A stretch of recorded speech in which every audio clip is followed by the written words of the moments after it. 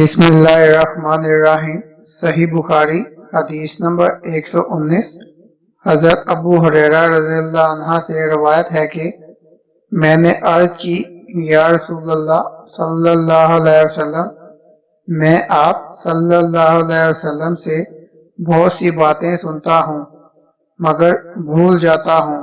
آپ صلی اللہ علیہ وسلم نے فرمایا، اپنی چادر بچھاؤ۔ میں نے بچھا دی۔ آپ صلی اللہ علیہ وسلم نے اپنے دونوں ہاتھوں سے چلو بنایا اور اس میں ڈال دیا، پھر فرمایا، اس کو بدن پر لپیٹ لو۔ میں نے لپیٹ لی۔ اس کے بعد میں آپ صلی اللہ علیہ وسلم کا کوئی فرمان نہ بھولا۔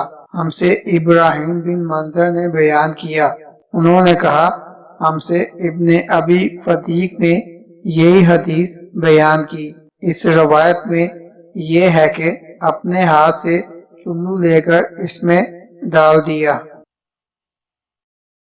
اللهم صل على محمد وعلى آل محمد كما صليت على إبراهيم وعلى آل إبراهيم إنك حميد مجيد اللهم بارك على محمد وعلى آل محمد كما باركت على إبراهيم وعلى آل إبراهيم